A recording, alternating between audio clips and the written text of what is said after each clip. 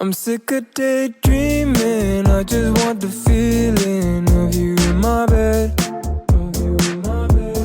ฮัลโหลสวัสดีค่ะทุกคนขอต้อนรับกลับเข้าสู่ Channel Peanut Butter นะคะหลายๆคนตอนนี้น่าจะได้อัปเดต iOS 16 กันแล้วใช่ไหมคะส่วนทางเราก็ได้ทำการอัปเดตเป็นที่เรียบร้อยแล้วค่ะตั้งหน้าจอกันไปอย่างสนุกสนานแต่ไม่แน่ใจว่าทุกคนได้ลองตั้งหน้าจอน่ารักแบบนี้หรือยังวันนี้เราก็เลยรวมแอปน่ารักแล้วก็จะสอนตกแต่งหน้าจอให้ทุกคนกันค่ะเพราะฉะนั้นถ้าเกิดใครอยากทำตามแบบคลิปนี้ก็อย่าลืมไปอัปเดต iOS 16 อันล่าสุดนะคะรับรองว่าดูคลิปนี้จบล็อกสกรีนทุกคนก็คือน่ารักขึ้นเป็นกล่องวิธีการตั้งหน้าจอนะคะทุกคนก็แค่กดค้างเข้าไปที่ล็อกสกรีนได้เลยแล้วเขาก็จะมีให้เราขึ้นมาตั้งแบบนี้อันนี้เป็นที่นัทเคยตั้งไปแล้วนะคะแล้วก็ถ้าจะตั้งใหม่ก็กดบวกได้เลยค่ะมันก็จะมีเป็นภาพที่ซักเจตมาให้เราว่าเอาเป็นภาพนี้ไหมหรือว่าเราจะเลือกภาพของเราเองก็ได้นะคะส่วนการตกแต่งหน้าจอเนี่ยหลักๆมันจะมีอยู่3ส่วนตรงนี้เนาะเดี๋ยวเรามาเริ่มกันที่แอปแรกนะคะคือ Widget Smith อันนี้แนะนำให้ทุกคนโหลดติดไว้เลยที่น่ารักเนี่ยมันจะอยู่ตรงล็อกสกรีนอันนี้นะคะทุกคนสามารถกดเข้าไปพิมพ์ text ที่ตัวเองชอบได้อย่างเช่นอาจจะเป็น Have a nice day อะไรแบบเนี้ยแล้วก็ขอแนะนำเลยว่าเพื่อเพิ่มความน่ารักจะต้องมีอีโมจิด้วยแล้วเวลาเรากดเซฟนะคะเขาก็จะเอาไปไว้อยู่หน้าสุดของแอปเลยอันนี้นะก็แบบพิมพ์ว่าฉันปวดหลังอะไรอย่างนี้ลงไปเนาะแล้วก็เวลาเราไป setting อะค่ะเราก็แค่กดบรรทัดบนสุดแล้วก็เลื่อนหาแอป Widget Smith อันนี้แล้วน้องเขาก็จะขึ้นเป็นข้อความขึ้นมาให้แบบนี้เลยเราสามารถเลือกได้นะคะว่าเราจะเอาข้อความที่เท่าไหร่ที่เราเขียนไว้แล้วก็อย่าลืมว่านาฬิกาเนี่ยสามารถเปลี่ยนในแบบที่เราต้องการได้ด้วยเปลี่ยนสีก็ย่อมได้นะจ๊ะในส่วนด้านล่างตรงนี้อันนี้แล้วแต่ทุกคนเลยว่าชอบวิดเจ็ตแบบไหนนะคะจะเป็นนาฬิกาปลุกหรืออะไรก็ได้แต่ว่าถ้าที่น่ารักจากที่ลองตั้งมาเนี่ยมันก็จะมีเป็น reminder อันนี้แล้วก็น้องแบตเตอรี่ค่ะเรามาดูกันว่าจะตั้ง2อันนี้ให้น่ารักบนล็อกสกรีนเนี่ยทำได้ยังไง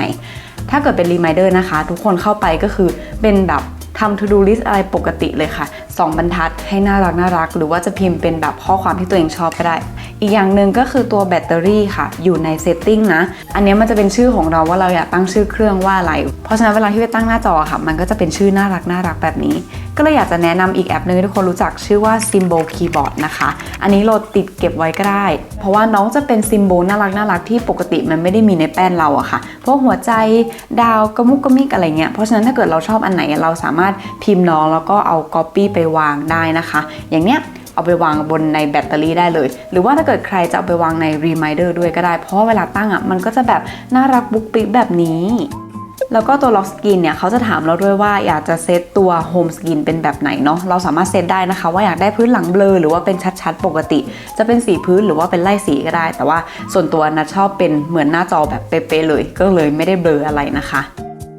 ต่อไปเราจะมาทำหน้าจอแบบนี้กันค่ะที่น้องส่งหัวใจไปมาอยู่ในแอป Top Widget อันนี้ก็โหลดติดไว้ได้เลยนะคะน้องเนี่ยจะมีฝั่งซ้ายกับฝั่งขวาซึ่งถ้าเกิดเราชอบการเคลื่อนไหวฝั่งซ้ายแบบไหนเราก็กดเซฟไว้แล้วก็มาดูที่ฝั่งขวาว่าเราอยากทำน้องแบบไหนก็กดเซฟไว้ได้เหมือนกันนะคะแล้วมันจะมีพวกแบบหัวใจอันเล็กๆที่มันเคลื่อนไหวได้แบบเนี้ยอันนี้ก็คือถ้าชอบก็กดเซฟไว้ได้เหมือนกันแล้วก็เหมือนเดิมค่ะถ้าจะมาเซตติ้งก็หาแอปเราที่เราเพิ่งโหลดกันไปเมื่อกี้เนาะแล้วก็เลือกไซส์ที่ชอบถ้าทุกคนอยากได้เป็นตุ๊กตุ่นที่เขาปาไปมาทั้ง2ฝั่งนี่ก็เลือกเป็นเต็มทั้ง2ฝั่งแบบนี้ได้เลยนะคะแล้วก็เลือกซ้ายขวาให้มันพอดีกันแบบนี้น้องก็จะส่งพลังถึงกันน่ารักมากๆสำหรับหน้านี้นะก็เลยจะเซตเป็นน้องหัวใจอันนึงแล้วก็เป็นแบตเตอรี่อันนึงนะคะอันนี้แถมให้นิดนึงนะคะเพราะรู้สึกน่ารักมากอย่างเช่นสมมติว่าทุกคนกำลังจะทำงานเนี่ยแล้วแบบฉันจะทำงานแล้วนะขอเปลี่ยนหน้าจอแป๊บแบบเนี้ยเขาก็จะเปลี่ยนให้โดยอัตโนมัติเลยหรือว่าถ้าเกิดทำงานเสร็จแล้วจะเปลี่ยนมาเป็นหน้าจอเดิมแบบนี้ก็ทำได้นะคะ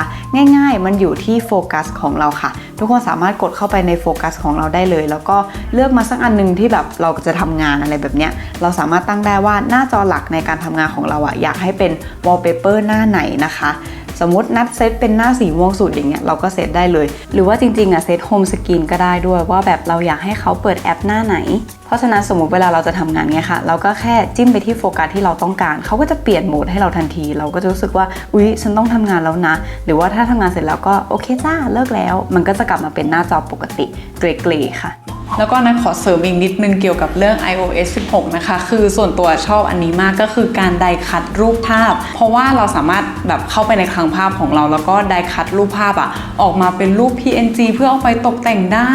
โอ้ยจริงๆมันเป็นฟีเจอร์ที่แบบนัทรอคอยมากใน iPad OS 16 นะคะ แต่ว่าในเมื่อ iOS 16 เขาออกมาก่อนใน iPhone ก็เลยแบบลองเล่นสักหน่อยเอาไปทำเป็น wallpaper คือแบบกรุบกริบมากทุกคนถ้าเกิดใครอยากลองแปะเล่นๆก็ลองไปแปะใน IG Story แล้วก็เซฟมาก็ได้นะคะก็ทำได้เหมือนกันมันน่ารักมากจริงๆอ่ะแล้วก็ที่ชอบอีกอย่างหนึ่งมากๆเลยคือเรื่องเพลงอ่ะถ้าเกิดเราฟังเพลงอะไรแล้วเวลาล็อกหน้าจอมันก็จะเปลี่ยนสี wallpaper แล้วก็เป็นรูปอัลบั้มเพลงอันนั้นให้อ่ะสีอัลบั้มอะไรต่างๆคือมันสวยมากก็เราชอบมากเรารู้สึกว่า iOS 16 ทำให้เราสามารถแสดงความเป็นตัวของเราออกมาผ่านหน้าจอได้แบบเยอะสุดๆไปเลยอ่ะและยิ่งเป็นคนที่ชอบตกแต่งแบบเราก็เลยยิ่งชอบนะคะแล้วก็มีคนถามด้วยว่าพี่นัทอัพแล้วแบตไหลไหมก็อยากจะตอบว่าแบตไหลเหมือนกันแต่ก็ไม่ได้แปลกใจเพราะว่าดิฉันนั้นก็แต่งจอไปครึ่งวันแล้วก็ไม่แปลกหรอกที่มันจะไหลขนาดนั้นอะแต่ว่าเครื่องนี้เป็น iPhone 12 Pro Max นะคะสุขภาพน้องแบตของนัทอะ 80% เองก็เลยทำให้แบตน้องค่อนข้างหมดไวเป็นปกติซึ่งนัทก็ชินอยู่แล้วนะต้องมีคำถามในใจว่าพี่นัทคะจะได้ตาม iPhone 14 หรือเปล่า ขอประกาศไว้ตรงนี้ว่าทางเรานั้นสั่งซื้อไปแล้วค่ะ ตอนนี้เราก็รอของอยู่เหมือนกันสารพัดเคสสารพัดของจุกจิกก็รอเอามาใส่เครื่องใหม่แล้วเหมือนกันนะคะเพราะฉะนั้นฝากติดตามคอนเทนต์อันบอก iPhone 14 อะไรรอลุ้นกันหวังว่าจะชอบคลิปนี้ไว้เจอกันใหม่คลิปหน้านะคะบ๊ายบายค่ะ